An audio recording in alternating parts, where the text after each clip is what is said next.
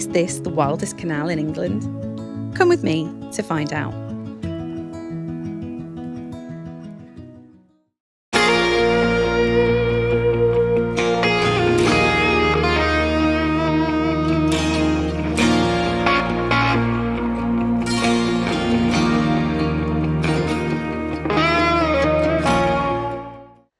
So we're on a little field trip today. We've come to Yorkshire to see a pretty special bit of canal. When I found out about one of the most important canal sites for wildlife in England, I couldn't resist a chance to visit. The Pocklington Canal in Yorkshire is unlike any canal I've ever seen. This 9.5 mile section of canal connected to the River Derwent was originally opened back in 1818. After the last boat cruise down here in 1934, nature began to take over. Although much of the canal has since been restored, some areas still remain unnavigable and are still filled with wildlife. This August, I paid a visit to the beautiful unrestored section at the end of the canal, between the villages of Pocklington and Melbourne. It's absolutely gorgeous down here. Such a lovely little stretch of canal.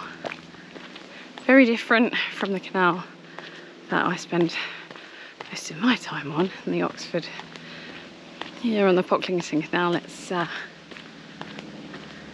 very different. No boats, lots of wildlife. It's gorgeous, absolutely beautiful.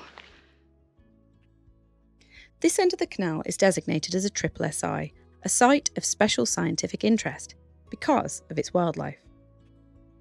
SSSIs are areas that are legally protected here in the UK. They are selected to conserve their precious natural features, safeguarding them from threats such as development, pollution, and climate change. The variety of aquatic plants here is one of the main reasons this section of the canal was designated as a SSSI in 1989. One for the botanists out there, this canal is a little trove of plant life treasures, like the beautiful flowering rush and the vibrant yellow water lily. It's also home to rarities like the fan-leaved water crowfoot and the soft hornwort. But it's not just the rarer species that are important here. These are stands of common reed, and I just love the purple feathery flower spikelets. They're so beautiful. I don't know whether this will come out on the camera, but the colour of this is just beautiful. But they're not just pretty. They're also a vital part of the ecosystem here, providing cover and nesting habitat for birds like the common reed warbler that you might just be able to hear chattering in the background.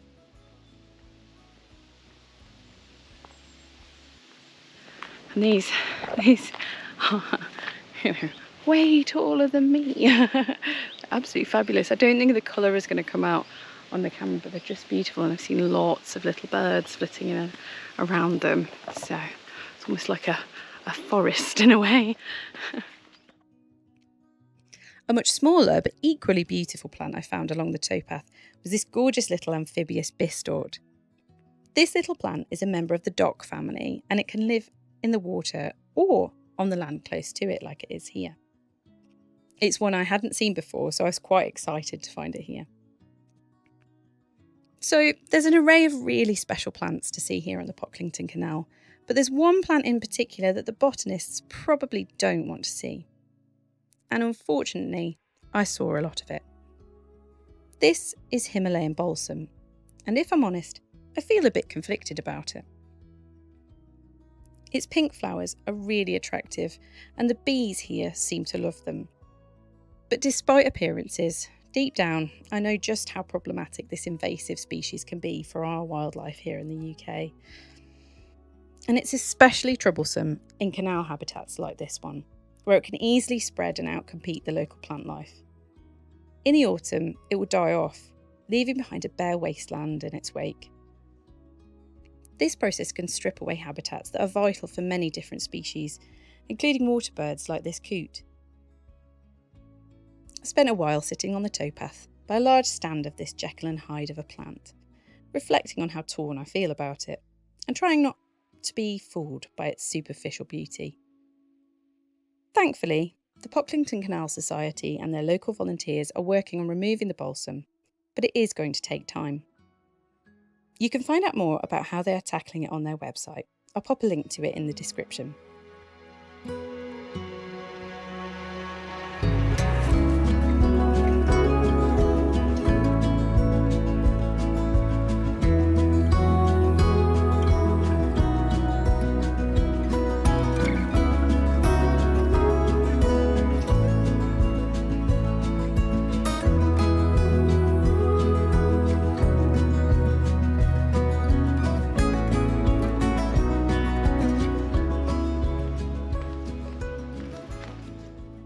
I could talk for days about the plant life here, but there are loads of incredible animals that live here.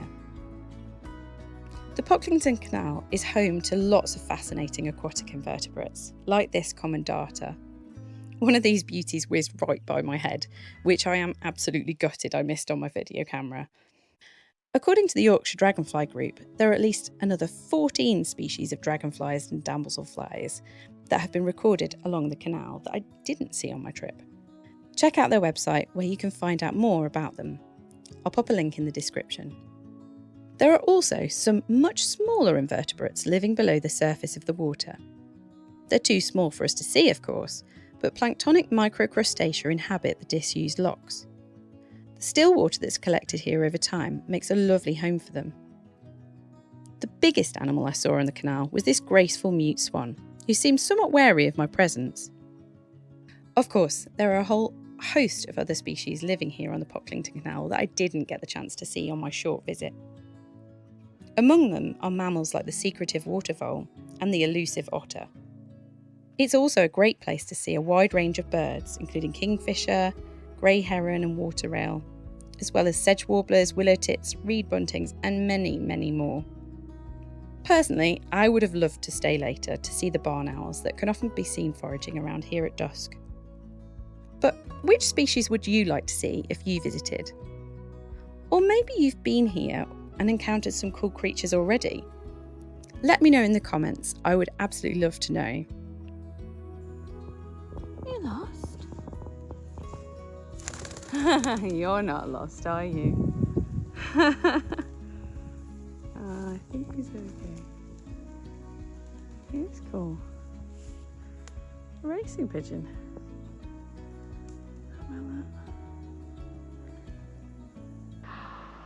I've just spotted some fish down there and now I don't want to go. Could definitely stay here all day. But I've got to get back for Sunday dinner. So I hope you've enjoyed this video, this brief little trip down the Pocklington Canal. And I hope that you'll join me again on another adventure soon.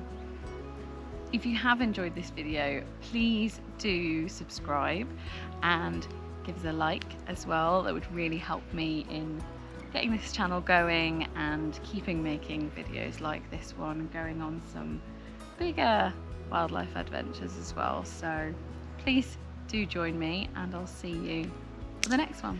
Bye.